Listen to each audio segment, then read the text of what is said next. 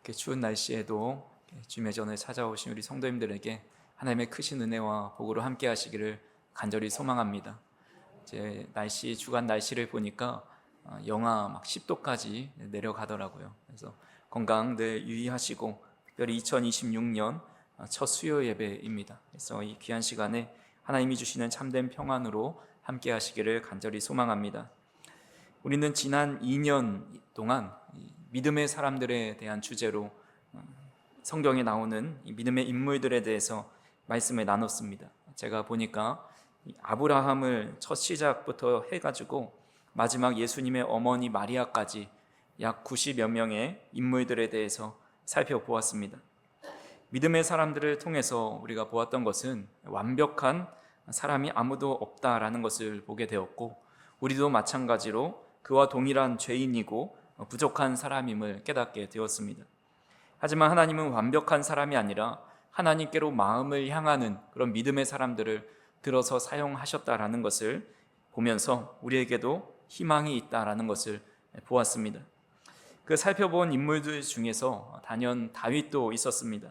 하지만 이 다윗은 다른 인물도 물론 비슷하지만 특별히 다윗이라는 인물은 성경에서 매우 중요한 위치를 차지하고 있기 때문에 한 번의 설교로는 그의 삶을 다 다룰 수가 없었습니다. 제가 직접 세어보진 않았지만 학자들 말로는 구약 성경에서 다윗이라는 인물이 약 800번 정도 불려진다라고 이야기합니다. 성경에서 예수 그리스도를 제외하고 가장 많이 언급된 인물이라고 할 수가 있습니다. 그의 이름은 신약에서까지도 큰 영향을 미치죠.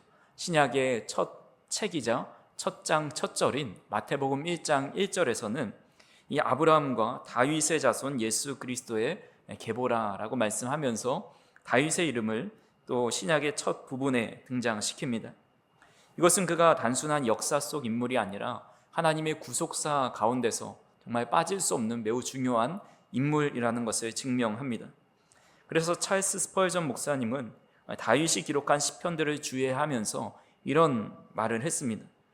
다윗의 삶은 모든 성도의 영혼을 비추는 거울이다.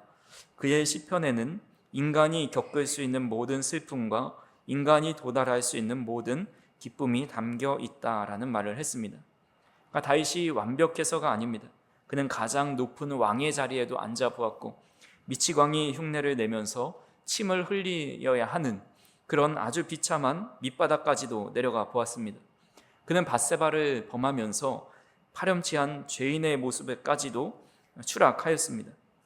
그래서 침상을 눈물로 띄울 만큼 처절하게 회개하기도 하였습니다. 그렇게 종교개혁자 칼뱅은 다윗의 시편을 가리켜서 영혼의 해부학이다라고 불렀습니다. 우리가 느끼는 기쁨과 분노와 좌절과 희망과 감사의 모든 감정들이 다윗의 삶 속에 녹아있기 때문입니다. 그래서 우리는 앞으로 이제 수요 기도의 시간에 한 두세 달, 많게 되면 한 4달까지도 갈 것 같은데 이제 다윗 왕의 일대기를 그 기간 동안에 살펴보려고 합니다.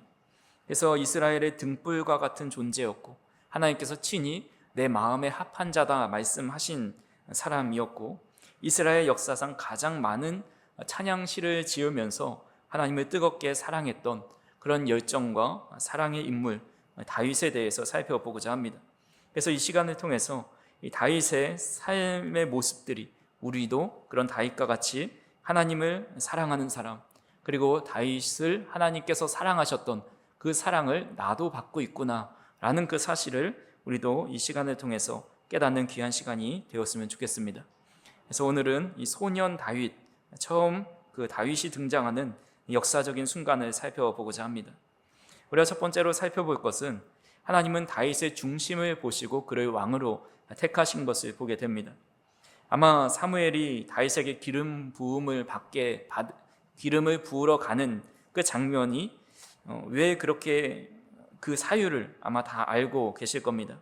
사울이 버림을 받고 하나님께서 새로운 이스라엘의 지도자를 세우려고 하실 때에 사무엘에게 베들레헴의 이새의 집으로 가서 곳에 그 아들 중에 한 명에게 기름을 부으라라고 말씀하십니다. 그래서 이새는 사무엘을 맞을 준비를 하고 있었고 그의 아들들을 다 불러 모아놓고 사무엘이 찾아왔을 때 한 명씩 보여주었습니다. 사무엘이 이새의 첫째 아들인 엘리압을 보았을 때 하나님께서 이런 말씀을 하십니다. 사무엘상 16장 6절에 사무엘이 이런 생각을 합니다. 사무엘상 16장 6절에 그들이 오매 사무엘이 엘리압을 보고 마음에 이르기를 여호와의 기름 부으실 자가 과연 주님 앞에 있도다 하였더니라고 생각을 합니다. 사무엘은 어려서부터 성전에서 자랐습니다. 평생 기도로 민족을 이끌었고 하나님의 음성을 직접 들었던 사람입니다. 그런 영적인 거장인 사무엘조차 엘리압을 보자마자 이 사람이 과연 왕이 아니면 누가 왕이 될 수 있는가라는 생각을 합니다. 왜 그런가 하니 이 엘리압의 외모가 매우 뛰어났기 때문입니다. 아마도 엘리압은 큰 키와 또 다부진 체력, 또 잘생긴 얼굴을 가졌을 겁니다. 사무엘의 눈에는 마치 준비된 왕처럼 보였습니다. 심리학 용어 중에 후광 효과라는 말이 있습니다. 이것은 어떤 사람의 외모나 학벌, 또 배경 같은 한 가지 돋보이는 특징 때문에 그 사람이 가지고 있는 내면 또 성품까지 다 좋을 것이다 라고 짐작해버리는 오류를 의미합니다. 사무엘도 이런 함정에 빠진 겁니다. 그는 무의식 중에 그의 외모가 매우 뛰어나기 때문에 당연히 하나님께서 그를 택하셨다, 나머지 모든 것도 다 좋은 사람일 거다, 하나님 마음에 합한 것이다 라고 생각을 했던 것입니다. 그렇게 생각했던 것이 그의 무의식 중에 이 사울의 이미지를 똑같이 찾고 있었을 수도 있습니다. 이 성경이 어떤 인물에 대해서 외모에 대한 평가를 잘 하지는 않습니다. 근데 가끔씩 외모에 대해서 평가를 하는데 이 사울에 대해서는 이런 평가를 합니다. 사무엘상 9장 2절에 보시면 기스에게 아들이 있으니 그의 이름은 사울이요 준수한 소년이라. 이스라엘 자손 중에 그보다 더 준수한 자가 없고 키는 모든 백성보다 어깨 위만큼 컸더라 라고 말씀합니다. 이스라엘 자손 중에 그보다 더 준수한 자가 없고 키는 모든 백성보다 어깨 하나만큼 더 큰 사람이었습니다. 성도님들은 우리나라에서 어떤 배우가 가장 잘생겼다고 생각을 하십니까? 제가 어렸을 때만 해도 이 원빈이나 혹은 이 송승헌, 또 배용준 같은 이런 꽃미남 같은 스타일의 배우들이 아주 인기를 많이 받았습니다. 그래서 우리 배용준 배우 같은 경우는 일본에서 윤사마라고 불릴 정도로 큰 인기를 끌었죠. 요즘에는 누가 가장 잘생긴 배우인지 아십니까? 다음 페이지 하나 보여주시면 차은우라는 가수가 있고 윤정은 집사님 저희 밝은 미소를 보여주시는데 잘생긴 사람만 봐도 이렇게 얼굴에 미소가 지어질 정도로 이런 사람들이 이제 게스트로 누군가 이렇게 TV에 나왔을 때 저 얼굴만 보고 막 여배우들이 그 미소를 짓는 그런 장면들이 많이 지어집니다. 그러니까 이처럼 이 사울을 생각해 보면 이 이스라엘 백성들 중에서 가장 준수한 사람, 최고로 잘생긴 사람 중에 하나였습니다. 그때는 평균 키가 어느 정도 되는지 모르겠지만 지금 같아서는 한 170 정도를 평균 키로 쳤을 때에 어깨 하나만큼 더 크다는 것은 최소 185에서 190 중반까지도 가는 아주 최고의 훈남이었다라는 겁니다. 사무엘은 실패한 왕 사울과 같이 외형적인 외모와 또 그런 모습을 보면서 엘리압이라면 그의 뒤를 이어서 아주 훌륭한 또 준수한 왕이 될 수 있겠다라고 생각을 했던 것입니다. 바로 그 순간에 인간의 판단을 이제 멈추게 하시려고 하나님께서 말씀하십니다. 우리 7절의 말씀 같이 한번 읽어보겠습니다. 여호와께서 사무엘에게 이르시되 내가 이미 그를 버렸노라. 내가 보는 것은 사람과 같이 아니하니 사람은 외모를 보거니와 나 여호와는 중심을 보느니라 하시더라. 아멘. 여기서 중심이라는 것은 단순히 감정을 의미하지 않습니다. 히브리어로 레브라고 하는데 생각, 의지, 감정, 양심, 영성 모든 것을 포함한 인간의 존재의 중심 속에 있는 모든 것을 가리킵니다. 빙산의 일각이라는 말이 있습니다. 바다 위에 떠 있는 거대한 빙산이 겉으로 보이는 것은 한 10%밖에 안 되고 그 밑에 잠겨 있는 것이 90% 정도 됩니다. 그래서 사람들은 그 물 위에 드러난 10% 외모와 스펙과 평판만을 보고 감탄할 때가 있습니다. 저 사람 대단하다. 저 사람이야말로 지도자감이다 라고 말을 합니다. 하지만 하나님은 그 물밑에 잠겨있는 그 90%의 그 사람의 진짜 실체, 그 중심을 보고 계십니다. 엘리압은 겉에 보기에는 화려한 그 10%의 겉모습을 가지고 있었지만 그 물밑에 잠긴 90%의 중심은 하나님 보시기에 합당하지 않았다라는 것입니다. 미국의 16대 대통령 링컨의 이런 일화가 있습니다. 한 번은 그의 내각 참모가 어떤 직책에 인재를 추천하였습니다. 링컨이 그 추천한 인재를 만나고 나서 면접을 봤는데 이후 그 사람을 채용하지 않았습니다.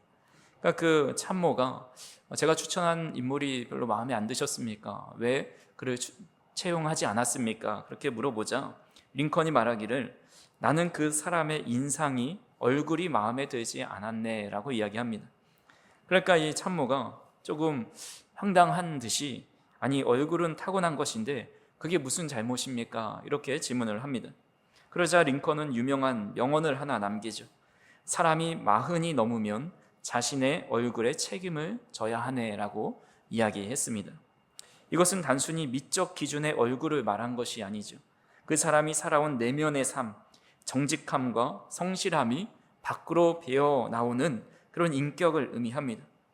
사람인 링컨조차도 이 내면의 이 모습을 살펴보면서 자신의 직책을 맡겨주는데 하물며 우리 창조주이신 하나님께서 당신의 민족의 지도자를 뽑는데 어떻게 외모만 보고 뽑겠냐라는 것입니다.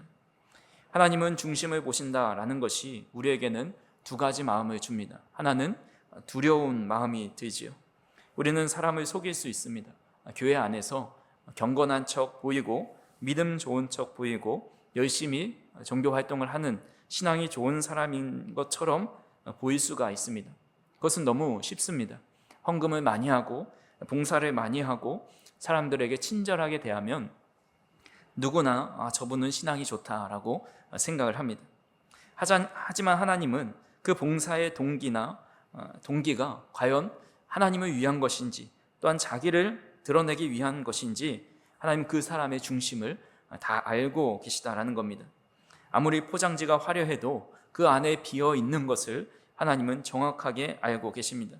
그래서 하나님은 우리 가면 뒤에 있는 민낯을 보고 계시기 때문에 우리는 어떤 일을 할 때든지 늘 하나님께서 나의 중심을 보시기 때문에 두려운 마음이 들 수밖에 없습니다.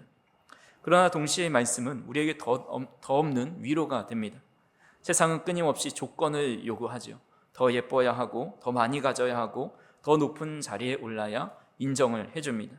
그래서 우리는 늘 피곤합니다. 남들에게 어떻게든 잘 보이고 싶은 마음, 얕보이지 않고 싶은 그 마음을 모습을 꾸미느라 우리의 에너지를 다 쓸 때가 있습니다. 하지만 하나님께서는 나는 내 키를 보지 않는다.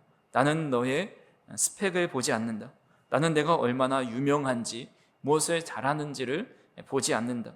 나는 오직 내 중심에 내가 자리하고 있는지를 보고 있노라 라고 말씀하는 것입니다.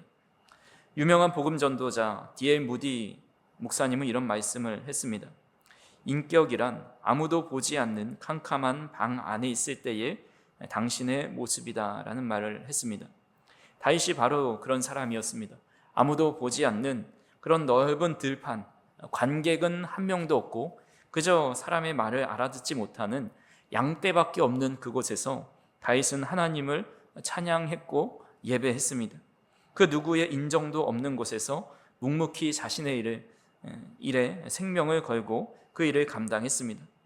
사람들은 그것을 하찮게 여겼지만 하나님은 그 중심을 보시고 내 마음에 합한 자다 말씀해 주셨습니다. 르네상스 시대에 우리 미켈란젤로가 누군가의 조각상을 조각하는 것을 보면서 당신은 어떻게 이렇게 멋진 조각상을 만들 수 있습니까? 라는 질문을 했습니다. 그때 미켈란젤로가 이야기하기를 나는 대리석 안에서 천사를 보았습니다. 그리고 그 천사가 자유로워질 때까지 불필요한 돌을 깎아냈을 뿐입니다. 라는 말을 했습니다. 그러니까 사람들은 다 겉에 아무 형체도 없는 그런 돌덩이를 보았지만 이 미켈란젤로는 자신이 만들고자 하는 그 작품의 모습을 그 돌 속에서 보았고 그대로 깎아냈다라는 겁니다. 세상 사람들은 겉에 보여지는 모습만 봅니다. 하지만 하나님은 그 안에 숨겨진 다윗의 마음을 보셨습니다.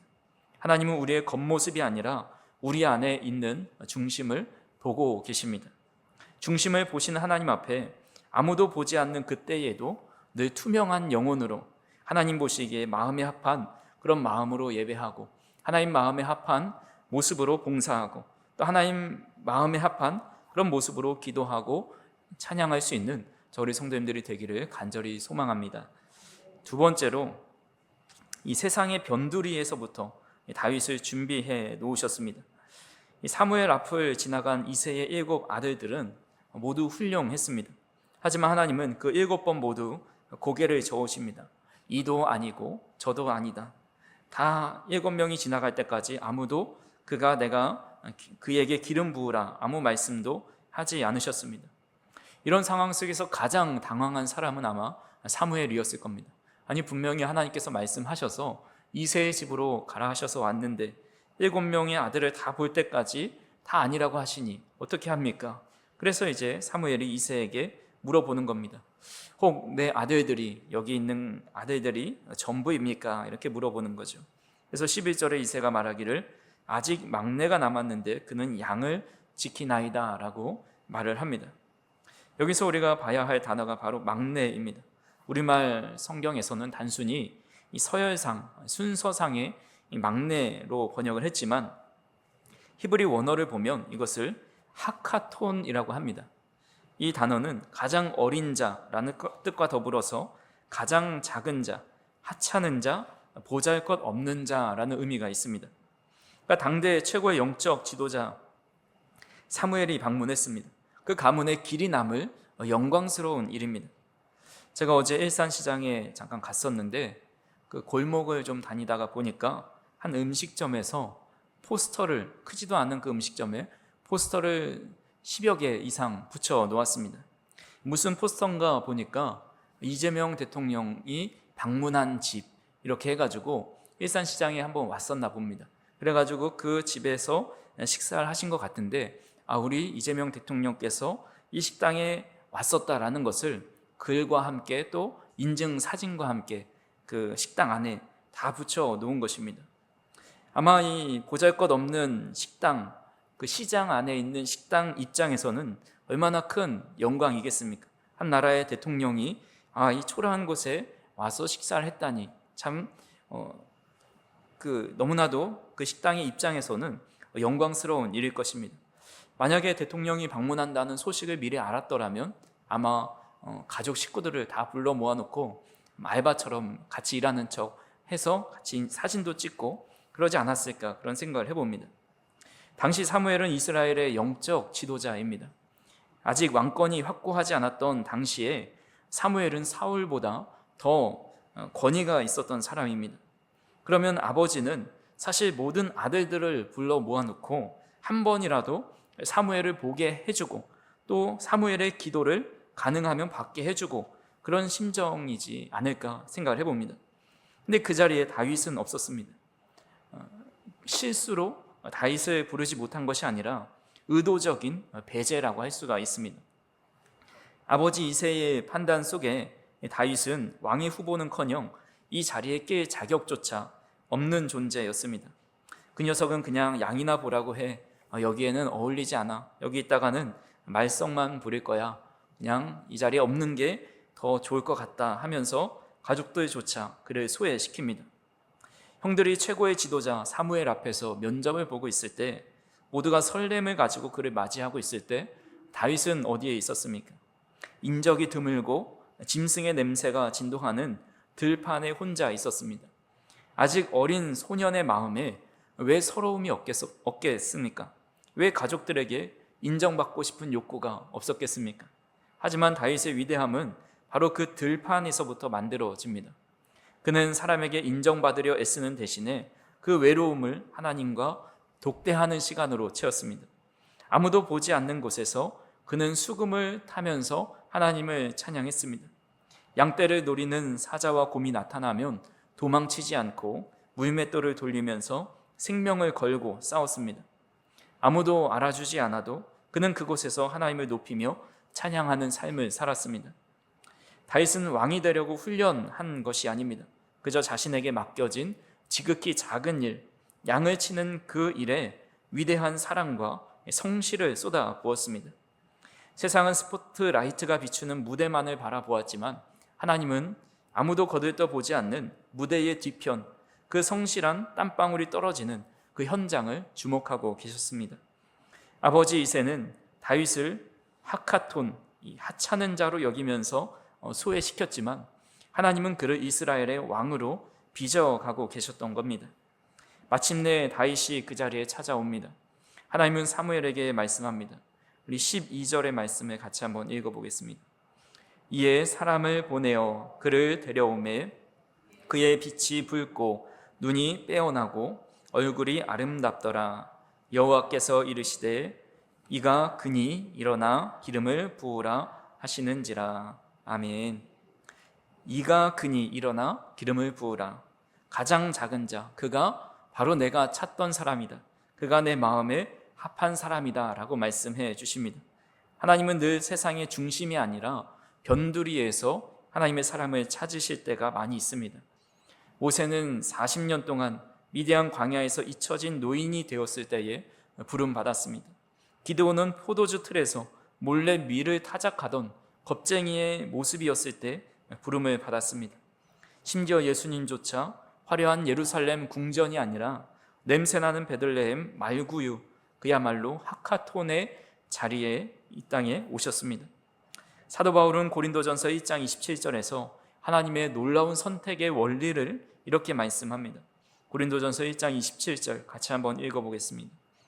그러나 하나님께서 세상에 미련한 것들을 택하사 지혜 있는 자들을 부끄럽게 하려 하시고 세상에 약한 것들을 택하사 강한 것들을 부끄럽게 하려 하시며. 아멘. 이것이 바로 하나님의 통치 방식, 또 사람을 선택하는 기준입니다. 하나님은 스스로 강하다 하는 자, 스스로 높다 하는 자는 그냥 지나치십니다. 그러나 자신의 자금을 알고 또 자신의 부족함을 알기 때문에 하나님을 의지하는 자, 또 사람들이 너는 안 돼라고 말할 때 묵묵히 하나님만 바라보는 자를 주목하여 보고 계십니다. 우리도 때론 우리의 삶이 하카톤처럼 느껴질 때가 있습니다. 남들이 다 앞서가는 것 같고 나만 뒤처진 것 같고 아무도 나를 알아주지 않는 그 변두리에 있는 것 같아 외로운 마음이 들 때도 있습니다. 하지만 오늘 다윗의 등장을 통해서 세상은 우리를 하카톤이라 부를지 몰라도 어느 상황에서도 하나님을 향해 있는 사람은 하나님은 그 사람을 향해서 너는 내 마음에 합한 자다라고 말씀해 주심을 기억하실 수 있기를 바랍니다. 하나님은 화려한 잔치집이 아니라 우리가 성실하게 지키고 있는 삶의 현장, 또 그 들판을 주목하고 계심을 믿으실 수 있기를 간절히 소망합니다. 마지막 세 번째로 이 성령이 임한 자와 또 성령이 떠난 자의 이 극명한 대비를 볼 수가 있습니다. 사무엘이 다윗에게 기름을 부었습니다. 성경은 이날 후로 다윗이 여호와의 영에 크게 감동되었다라고 말씀합니다. 그렇게 기름을 부음을 받았다면 이제 사무엘과 함께 예루살렘으로 돌아가서 사울 왕을 심판하고 왕자에 앉아야 할 것 같습니다. 하지만 그 이후의 이야기는 우리의 생각과는 전혀 다르게 전개되지요. 기름 부음 의식이 끝나자마자 사무엘은 라마로 떠납니다. 그리고 다윗은 다시 양떼가 있는 들판으로 돌아갑니다. 달라진 것이 하나도 없습니다. 여전히 아버지의 심부름을 해야 됐고 여전히 들에 나가서 양들을 돌봐야 했습니다. 우리는 여기서 아주 중요한 영적인 원리를 깨닫게 됩니다. 기름 부음이 곧 완성이 아니라는 것입니다. 기름 부음을 콜링이라 할 수가 있는데 이것은 훈련의 시작입니다. 하나님께서 다윗을 선택하신 것은 그를 즉시로 왕으로 삼기 위함이 아니라 왕이 될 수 있는 그릇으로 빚어가기 위함이었습니다. 신학적으로 말하면 우리를 부르고 의롭다 여기신 것을 칭의라고 하지만 실제로 의로운 사람으로 만들어가는 과정, 그것이 바로 성화입니다.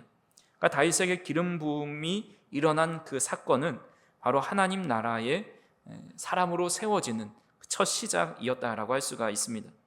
그리고 그 훈련은 왕관을 쓰는 법을 배우는 것이 아니라 가장 낮은 곳에서 섬기는 법을 배우는 것부터 시작하였습니다.